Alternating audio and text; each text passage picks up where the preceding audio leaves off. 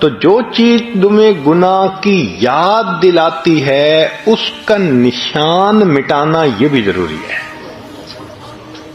برتن ہی توڑو، ختم کرو.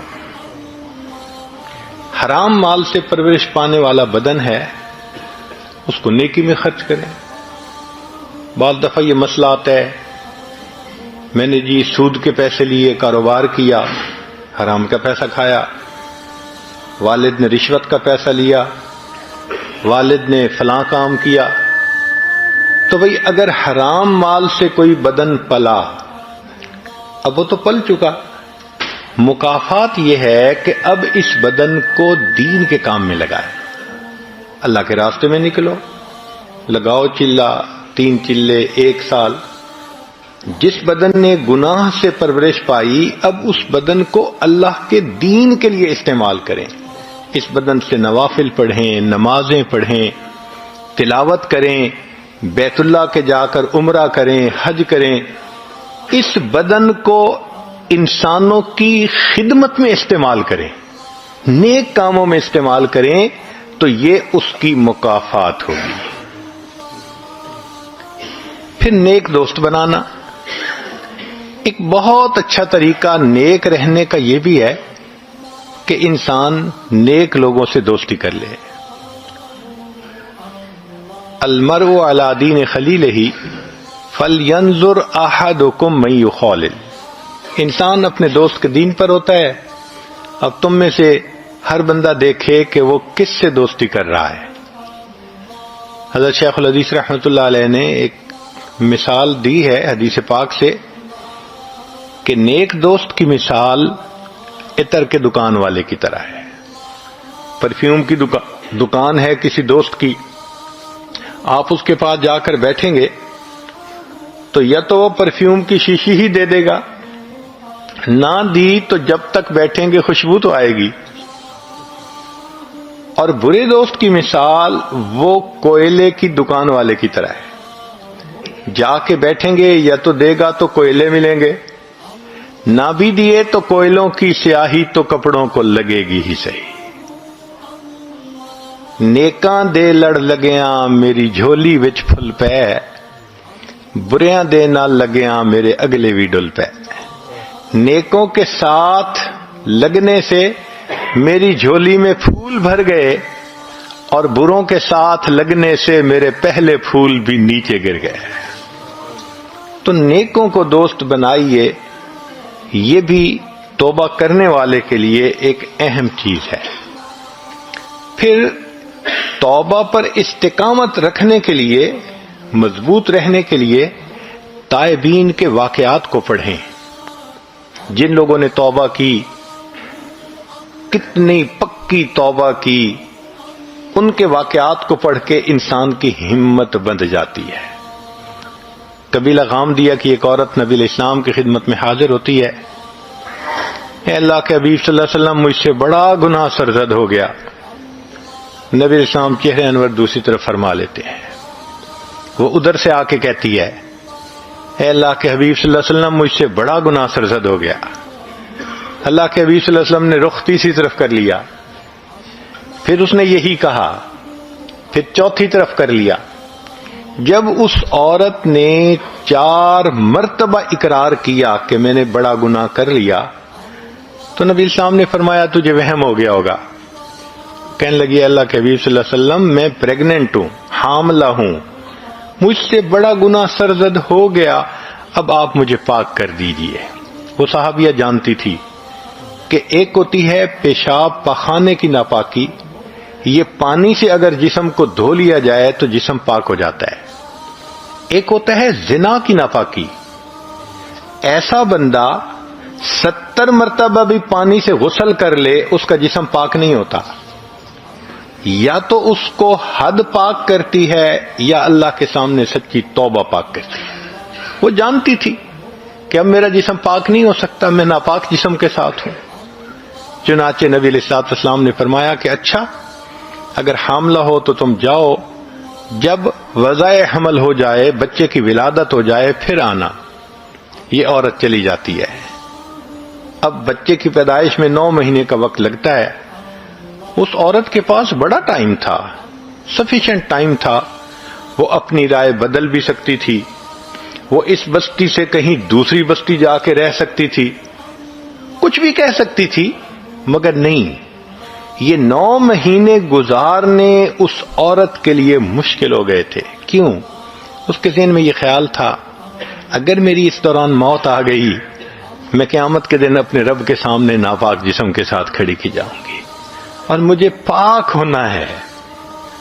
پیچ و تاب کھا رہی تھی، ایسا اللہ کا خوف اس کے دل میں بیٹھ گیا تھا کہ وقت نہیں گزرتا تھا، وہ دعائیں مانگتی تھی، میرے بچے کی ولادت ہو، میں پاک ہو سکوں۔ اس کو پتا تھا جب حد قائم ہوگی تو میرے قبیلے کی بدنامی ہوگی، ماں باپ کی بدنامی ہوگی، خاوند کی بدنامی ہوگی۔ اس کو پتا تھا کہ مجھے پتھر لگیں گے حتیٰ کہ میری موت آئے گی۔ اس کو ہر چیز کا کلیئر کنسپٹ تھا، مگر وہ یہ بھی جانتی تھی کہ دنیا کی ذلت چھوٹی ہے، آخرت کی ذلت اس سے زیادہ بڑی ہوا کرتی ہے۔ اس لیے اس نے ایک کمٹمنٹ دل میں کر لی تھی کہ مجھے پاک ہونا ہے۔ حتیٰ کہ بچے کی ولادت ہو جاتی ہے، وہ اپنے بچے کو لے کے آئی، اے اللہ کے حبیب صلی اللہ علیہ وسلم میرے بچے کی ولادت ہو گئی۔ نبی اسلام نے فرمایا اچھا جاؤ اس کو دودھ پلاؤ۔ اب دودھ پلانے میں 2 سال آمین کاملین 2 سال لگ جاتے ہیں۔ اب سوچئے 2 سال پھر اس عورت کو گزارنے پڑے، مگر اس عورت کے لیے یہ وقت گزارنا مشکل تھا۔ حتیٰ کہ اس نے دودھ چھڑوایا، بچے کو کوئی سالڈ روٹی کا ٹکڑا کھانے کو دیا اور پھر لے کے آئی، اے اللہ کے حبیب صلی اللہ علیہ وسلم بچے نے کھانا کھانا شروع کر دیا، اب میں دودھ پلا کے فارغ ہو گئی۔ نبی اسلام نے فرمایا اچھا اب اس پہ حد قائم کی جائے۔ چنانچہ اس پر حد قائم کی گئی۔ اس کو پتھر مارتے ہوئے ایک صحابی نے ذرا کچھ ناگواری کے الفاظ کہہ دیے کہ تجھے اپنے خاندان کی ذلت کا بھی احساس نہ ہوا کہ تو نے ایسا بڑا کام کرتوت کر لیا، منہ کالا کیا۔ جب انہوں نے اس قسم کی بات کہی، نبی اسلام نے فرمایا لقد تابت توبتن، اس عورت نے ایسی سچی توبہ کی ہے، لو قسمت بین 70 من اہل المدینہ وسعتہم، اگر مدینہ کے 70 گنہگاروں پر توبہ کا ثواب تقسیم کیا جاتا، اللہ 70 کے گناہ معاف فرما دیتے۔ یہ ہیں سچی توبہ کرنے والے لوگ جو بتا دیتے ہیں کہ ہاں واقعی عہد ایسے کیا جاتا ہے۔ اب تائب کے دل میں یہ اشکال پیدا ہوتا ہے، میں نے جی تو 13-14 سال کی عمر سے گناہ کرنا شروع کیا اور اب تو میری عمر 40 سال ہو گئی، میں نے تو بہت گناہ کیے۔ ٹھیک ہے، گناہ بہت زیادہ ہیں، مگر اللہ کی رحمت اس سے بھی زیادہ ہے۔ فرمایا اے میرے بندے، اگر تیرے گناہ ساری دنیا کے ریت کے ذرات کے برابر ہیں، اگر تیرے گناہ سمندروں کے پانی کے قطروں کے برابر ہیں، اگر تیرے گناہ ساری دنیا کے درختوں کے پتوں کے برابر ہیں، اگر تیرے گناہ آسمان کے ستاروں کے برابر ہیں، تیرے گناہ تھوڑے ہیں، میری رحمت زیادہ ہے، تو توبہ کرے گا، میں تیری توبہ کو پھر بھی قبول کر لوں گا۔ بخاری شریف کی روایت ہے، بنی اسرائیل کا ایک آدمی تھا جس نے 100 بندوں کو قتل کیا تھا۔ پھر وہ توبہ کی نیت سے اپنے گھر سے نکل پڑا، اللہ کی شان کے راستے میں موت آ گئی تو جنت کے فرشتے بھی آئے اس کی روح لینے کے لیے، جہنم کے فرشتے بھی آئے۔ جنت کے فرشتوں کے پاس یہ دلیل تھی کہ یہ توبہ کی نیت سے نکل پڑا، جہنم کے فرشتے کہتے تھے کہ کی تو نہیں ہے نا ابھی، اس لیے ہم جہنم لے جاتے ہیں۔ معاملہ اللہ تعالیٰ کے حضور پیش ہوا، رب کریم نے فرمایا میرے فرشتوں اس کے راستے کی پیمائش کرو، اگر یہ گھر سے قریب ہے تو ابھی توبہ نہیں ہوئی، اگلی بستی کے قریب ہے تو پھر توبہ ہو گئی۔ روایت میں ہے کہ اس بندے کو جہاں موت آئی تھی وہ بالکل آدھا حصہ تھا، اور مرتے مرتے اس کی لاش اگلی طرف گری تھی۔ اور بعض روایات میں ہے کہ نہیں، اللہ نے اس زمین کو حکم دے دیا تھا میری زمین تو سکڑ جا۔ وہ اتنا سکڑی کہ صرف اس کی لاش اگلی بستی کی طرف جا کر گری۔ ہاف پوائنٹ سے رب کریم نے فیصلہ کیا، توبہ کی نیت سے چل پڑا تھا، چونکہ آدھا راستہ نکل کے آگے پہنچ گیا، میں نے سب گناہوں کو معاف فرما دیا۔ کبھی ذہن میں یہ خیال آتا ہے میں تو جی توبہ کرنا چاہتا ہوں، میرے دوست مجھے توبہ نہیں کرنے دیتے، وہ مجھے میری جان نہیں چھوڑتے، وہ بد کردار مجھ پہ چڑھائی کرتے ہیں۔ بھئی ٹھیک ہے، برے دوست برائی کا سلوک کرتے ہیں، تھریٹ کرتے ہیں، ہم بدنام کر دیں گے، ہم فیس بک کے تمہاری تصویریں دے دیں گے، ہم تمہارا کچا چٹھا نکال دیں گے، اور انسان کے راز بھی ان کے پاس ہوتے ہیں، بدنامی کا ڈر بھی ہوتا ہے۔ مگر جب بندہ فیصلہ کر لیتا ہے تو پھر یہ صدا بصحرا ہوتی ہے، پھر یہ چیزیں کچھ نہیں کہتی۔ انسان کو چاہیے کہ استقامت کے ساتھ اللہ کے اس امر پر، حکم پر ڈٹ جائے، اللہ اس ذلت میں سے عزت کے نقشے نکال دیں گے۔ چنانچہ ایک صحابی تھے کعب بن مالک رضی اللہ تعالی عنہ، ایک سفر میں جانے میں ان سے دیر ہوئی تھی، تو نبی علیہ الصلوۃ والسلام نے صحابہ سے کہہ دیا تھا کہ بھئی اس سے بات نہ کریں جب تک کہ اللہ فیصلہ نہیں کر دیتے۔ ہر کسی نے بولنا چھوڑ دیا تھا۔ وہ صحابی کہتے ہیں کہ وہ 40-50 دن میرے لیے اتنے مشکل تھے کہ مجھے چین نہیں آتی تھی۔ مجھے ذہن میں یہ خیال آتا تھا اگر اس حالت میں میری موت آ گئی کہ نبی علیہ السلام مجھ سے نہیں بات فرما رہے تو قیامت کے دن میں کیا چہرہ لے کے اللہ کے سامنے جاؤں گا۔ اور کبھی یہ خیال آتا تھا کہ اگر اس دوران اللہ کے حبیب صلی اللہ علیہ وسلم نے پردہ فرما لیا پھر میرا کیا بنے گا۔ چنانچہ نہ دن گزرتا تھا نہ رات گزرتی تھی، حتی اذا ضاقت علیہم الارض بما رحبت، زمین اپنی پوری فراخی کے باوجود میرے اوپر تنگ ہو گئی، میرا جینا دوبھر ہو گیا تھا۔ اتنی ایکیوٹ ڈپریشن کی کنڈیشن تھی۔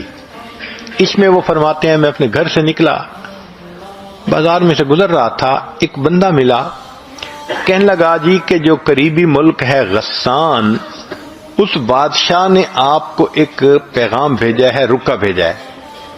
میں نے وہ رکا پڑھا تو اس میں لکھا ہوا تھا کہ ہم نے سنا ہے کہ آپ کے صاحب نے آپ سے قطع تعلقی کا حکم دے دیا، آپ ہمارے پاس آ جائیں، ہم آپ کا اکرام کریں گے، خزانے کے منہ کھول دیں گے، آپ بہت پرسکون زندگی گزاریں گے۔ وہ فرماتے ہیں کہ اس خط کو پڑھ کے مجھے اتنا رونا آیا کہ یہ میرا حال ہو گیا کہ اب میرے اوپر کافر بھی امید کرنے لگ گئے۔ کہنے لگے میں نے اس کاغذ کو پھاڑا اور اس کے ٹکڑوں کو تنور کی جلتی ہوئی آگ کے اندر ڈال دیا۔ یہ ہوتی ہے انسان کی استقامت۔ تو اگر توبہ کر لی، کوئی میسج بھیجتا ہے ڈیلیٹ کر دیں، کوئی رابطہ کرتا ہے اس کو ریسپانس نہ دیں، ذرا سیریس طریقے سے اس کو ڈیل کریں، وہ کب تک پیچھا کرے گا؟ اللہ تعالیٰ جان چھڑا دیں گے۔ چنانچہ ایک صحابی تھے حضرت مرشد رضی اللہ تعالی عنہ، زمانہ جاہلیت میں ایک مکہ مکرمہ کی بہت خوبصورت عورت تھی اناق نامی، اس کے ساتھ ان کے افیئرز تھے۔ پھر انہوں نے اسلام قبول کر لیا تو مدینہ طیبہ آ گئے۔ اللہ کی شان کے کچھ عرصے کے بعد ان کو تجارت کے لیے دوبارہ مکہ مکرمہ جانا پڑا۔ اب مکہ مکرمہ کی ایک گلی میں سے گزر رہے تھے تو اس اناق نے ان کو دیکھ لیا، تو دیکھتے ہی وہ بہت ہی خوشی سے ملی، اور جو گانے لڑکیاں گاتی ہیں آئی love you I miss you, اس نے وہی کہنا شروع کر دیا۔ انہوں نے کوئی ریسپانس نہیں دیا، تو وہ بڑی حیران ہوئی. کہنے لگی کہ مرشد تم وہی ہو نا جو مکہ کی گلیوں میں میرے پیچھے چلتے تھے, میری منت کرتے تھے, مجھے بہت زیادہ منت و سماجت کرتے تھے کہ میں کچھ وقت تمہیں دے دوں, تمہاری بات مان لوں. آج میں تمہیں کہہ رہی ہوں کہ میرا ہسبینڈ بزنس کے لیے سفر پہ گیا ہوا ہے, میں گھر میں اکیلی ہوں, تم اپنے کام سمیٹ کے آج میرے گھر آ جانا, ہم اکٹھا وقت گزاریں گے. انہوں نے جواب دیا کہ میں نہیں آؤں گا. وہ بڑی حیران ہوئی, مگر اس نے یہ دیکھا کہ وہ تو آنکھ اٹھا کے دیکھ ہی نہیں رہے اس کے چہرے کی طرف. تو اناق کہنے لگی کہ آپ مجھے دیکھ کیوں نہیں رہے؟ وہ صحابی کہتے ہیں اب ان آنکھوں نے اس ہستی کو دیکھ لیا ہے کہ جس کو دیکھنے کے بعد یہ کسی غیر محرم کو نہیں دیکھ سکتی. پھر نہیں سمجھی پوری طرح, اس کو کیا پتا کہ یہ نبی علیہ السلام کی صحبت کا شرف پا چکے. اس نے آگے ہاتھ بڑھایا, چونکہ طبیعت میں بہت ایک دوسرے کے ساتھ آزادی تھی, اس نے ہاتھ پکڑنے کی کوشش کی. تو مرشد لانو نے فرمایا خبردار, اگر تم نے مجھے ہاتھ لگانے کی کوشش کی, تلوار میرے پاس ہے, میں تمہارا کام تمام کر دوں گا. اب جب انہوں نے یہ الفاظ کہے تو وہ گھبرا گئی اور چلی گئی. جس طرح اس صحابی نے گناہ کی دعوت دینے والی اس خوبصورت لڑکی سے ڈیل کیا, آج توبہ کرنے والے کسی بھی مرد اور عورت کو اس طرح بد کردار لوگوں سے ڈیل کرنے کی ضرورت ہے. اب ڈیسیژن نے خبردار جو رابطہ کیا, پھر دیکھیں اللہ تعالیٰ اس استقامت کا کیا نتیجہ نکالتا ہے. کبھی کبھی یہ دعائیں بھی پڑھیں, حدیث پاک میں ہے اللہم انا نجعلک فی نحورہم ونعوذ بک من شرورہم اللہم استر عوراتنا وآمن روعاتنا. ان دعاؤں کا پڑھنا بھی انسان کے لیے فائدے کا سبب بنتا ہے. کبھی ذہن میں یہ خیال آتا ہے کہ گناہ تو میں نے چھوڑ دیا, لیکن پچھلی یادیں عذاب ہیں میرے لیے. واقعی یہ ایک پریکٹیکل پریشانی ہے جو توبہ کرنے والے کو پیش آتی ہے. اتنی میموریز ہوتی ہیں, نماز میں بھی وہی خیال, اٹھتے بیٹھتے وہی خیال, ذہن سے خیال ہی نہیں نکلتا. تو بھئی ہمارے لیے ان یادوں کو بھولنا مشکل ہے, اللہ تعالیٰ کے لیے ان یادوں کو بھلا دینا تو بہت آسان ہے. تو اللہ سے دعا مانگیں, 2 رکعت نفل پڑھیں, اللہ تعالیٰ ایسے یادیں ذہن سے نکال دیں گے کہ کبھی بھولے سے بھی خیال نہیں آئے گا.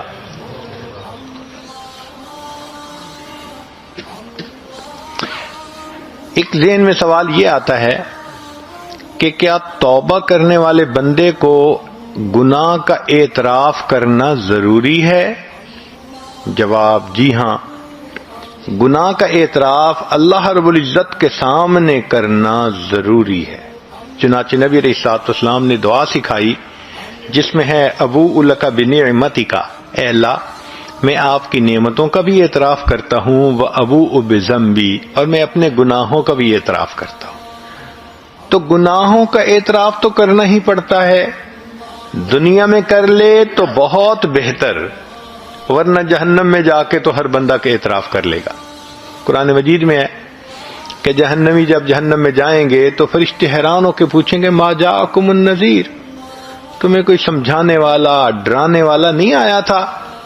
قالوا بلی قد جاءنا نذیر, کہیں گے ہاں آئے تو تھے سکھانے والے, سمجھانے والے, ڈرانے والے, ہم نے ان کی بات پہ توجہ ہی نہیں کی, ہم نے کہا کوئی چیز نازل نہیں ہوئی, فلاں نہیں فلاں نہیں, اور آخر پر نتیجہ نکالیں گے لو کننا نسمع, اے کاش اگر ہم سنتے ان کی بات, او نعقلو, یا ہمارے اندر عقل کی رتی ہوتی, ما کننا فی اصحاب السعیر, ہم دوزخ میں جانے والوں میں سے نہ بنتے.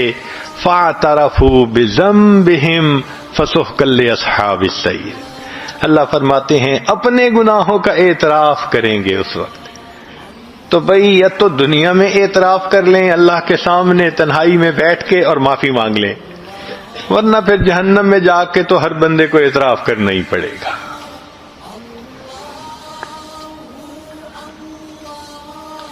ایک سوال ذہن میں یہ پیدا ہوتا ہے کہ جی میں نے گناہوں سے توبہ تو کر لی مگر میں کمزور ہوں، مجھے لگتا ہے میں بچ نہیں سکوں گا. بھئی میں نہیں بچ سکوں گا، اللہ تعالیٰ تو اس پر قادر ہے کہ ہمیں بچا دے. تو اللہ سے دعا مانگیے، اللہ سے مدد مانگیے. علماء نے لکھا ہے کہ جو شخص گناہ سے بچنے میں اللہ کی مدد مانگتا ہے، اللہ فرماتے ہیں اس بندے کی مدد کرنا میرے اوپر لازم ہو جاتا ہے. اللہ پر کوئی چیز لازم نہیں ہے، مگر سمجھانے کی خاطر یہ لفظ استعمال ہوا ہے کہ اللہ فرماتے ہیں کہ یہ مجھ سے مدد مانگ رہا ہے. اور نقطہ انہوں نے یہ نکالا کہ دیکھیں تسمیہ میں اللہ رب العزت نے ذاتی نام بھی استعمال کیا، صفاتی نام بھی استعمال کیے. سبحان، جیسے بسم اللہ الرحمن الرحیم، اللہ کا نام بھی ہے، یہ اسم ذات کہلاتا ہے. اور رحمان اور رحیم یہ صفاتی نام ہے. مگر تعوذ میں اللہ نے صرف اسم ذات کو استعمال کیا ہے. اعوذ باللہ من الشیطان الرجیم. ایسے نہیں ہے جیسے بسا اوقات قراء پڑھتے ہیں اعوذ باللہ السمیع العلیم من الشیطان الرجیم. نہیں، ایسے نہیں ہے. اللہ نے صرف اسم ذات کو استعمال کیا. کیوں؟ صفاتی نام سے کنفیوژن ہو سکتا ہے. اب جیسے اللہ کے صفاتی نام ہیں وہ کئی مرتبہ مخلوق کے لیے بھی استعمال ہوتے ہیں. اللہ سمیع اور بصیر ہیں، انسان کو بھی فرمایا فجعلناہ سمیعا بصیرا. اللہ تعالیٰ رؤوف الرحیم ہے، اللہ نے اپنے حبیب صلی اللہ علیہ وسلم نے فرمایا بالمؤمنین رؤوف الرحیم. تو صفاتی نام میں یہ شائبہ ہو سکتا ہے کہ اس نے اللہ کو پکارا ہے یا یہ صفت رکھنے والے کسی اور کو پکارا ہے. اللہ نے تعوذ میں صفاتی نام ہی نہیں رکھا، فرمایا میرے بندے تم میرے دشمن شیطان سے بچنا چاہتے ہو نا، میں اپنا ذاتی نام رکھتا ہوں، بائی نیم تم مجھے پکارو گے، میں پروردگار تمہاری حفاظت کر کے دکھاؤں گا. تو جو بندہ گناہوں سے بچنے کے لیے اللہ سے مدد مانگتا ہے نا، یقیناً اللہ کی مدد اترتی ہے. ہاں اگر کوئی بندہ دیکھتا ہے کہ ابھی بھی میرے اندر قوت نہیں، تو ایک اور بھی طریقہ ہے، اللہ والوں کے ساتھ مل کر توبہ کے کلمات پڑھ لینا. ہم نے دیکھا ہے اپنے شیخ حضرت مرشد عالم رحمت اللہ علیہ کو، ان کی صحبت میں بہت بگڑے ہوئے نوجوان آتے تھے، توبہ کے کلمات پڑھتے تھے، ان کی زندگیاں بدل جاتی تھیں. یہ جو مل کے توبہ کے کلمات پڑھنے ہیں اس کی بھی اہمیت ہے. دیکھیے قرآن مجید میں اللہ فرماتے ہیں فَاسْتَقِمْ كَمَا أُمِرْتَ وَمَنْ تَابَ مَعَكَ.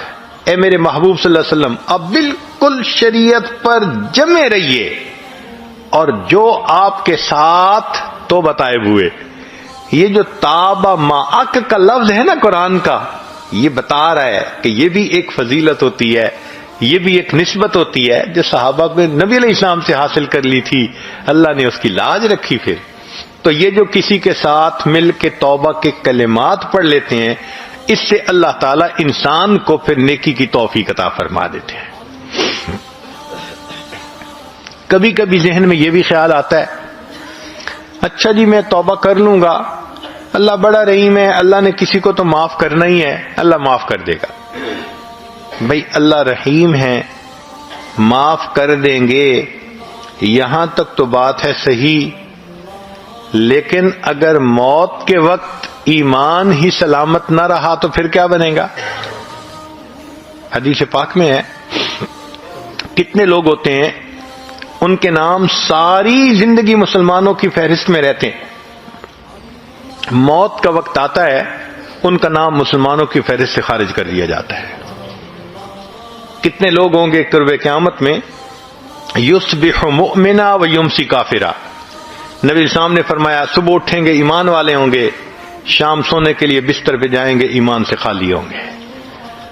تو بھائی یہ جو ایمان سلب ہونے کی بھی باتیں ہیں، کہیں ایسا تو نہیں کہ گناہوں کے بد اثرات کی وجہ سے ایمان ہی سلب ہو جائے، پھر کیا بنے گا؟ رحمت تو ہوگی نا ان کے لیے جو ایمان کے ساتھ چلے گئے، اور ایمان سے ہی محروم تو پھر کہاں سے رحمت کا سوال پیدا ہوا؟ اور علماء نے لکھا ہے کہ کچھ گناہوں کے بد اثرات عین موت کے وقت ظاہر ہوتے ہیں. ان میں سے ایک گناہ زنا کا گناہ ہے. اس زنا کے گناہ کے اثرات دنیا میں تو ہوتے ہی ہیں، موت کے وقت بھی ظاہر ہوتے ہیں.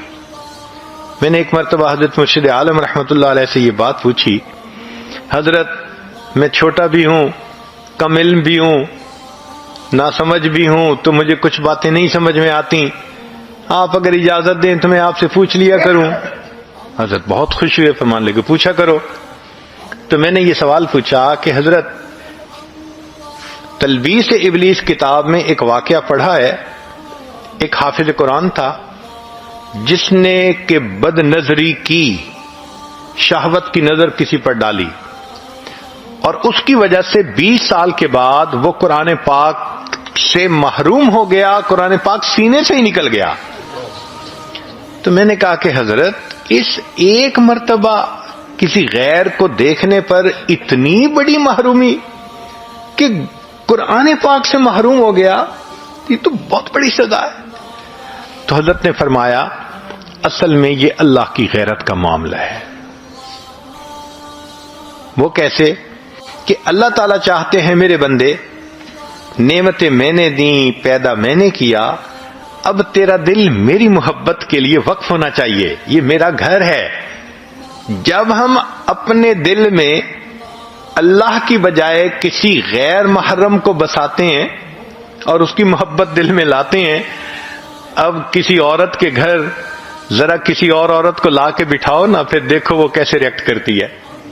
تو فرمایا یہ اللہ کی غیرت کا معاملہ ہے، اور اللہ کو جب غیرت آتی ہے پھر اللہ تعالیٰ کوئی بھی سزا دے سکتے ہیں.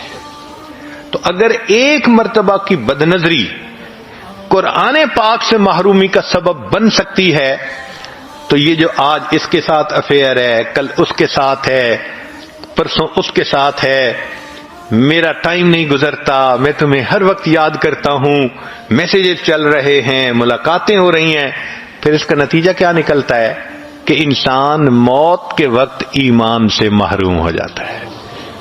علماء نے لکھا ہے زبان پہ فالج پڑ جاتا ہے، کلمہ پڑھنا بھی چاہے کلمہ نہیں پڑھ سکتا، اللہ توفیق چھین لیتے ہیں. تو اس لیے ایسے گناہوں سے توبہ کرنی فی الفور ضروری ہے. ایک سوال ذہن میں یہ پیدا ہوتا ہے کہ میں گناہ کرتا تھا، توبہ کر لی، پھر 1 مہینے میں نے گناہ نہیں کیا، پھر 1 مہینے کے بعد شیطان نے بہکا دیا، میں نے پھر گناہ کر لیا، تو کیا اب گناہ کرنے سے پہلی توبہ ٹوٹ گئی؟ جواب، پہلی توبہ نہیں ٹوٹی، وہ تو قبول ہو چکی. ہاں اب جو گناہ ہوا، اس گناہ سے اب پھر توبہ کرنی یہ ضروری ہو گئی ہے.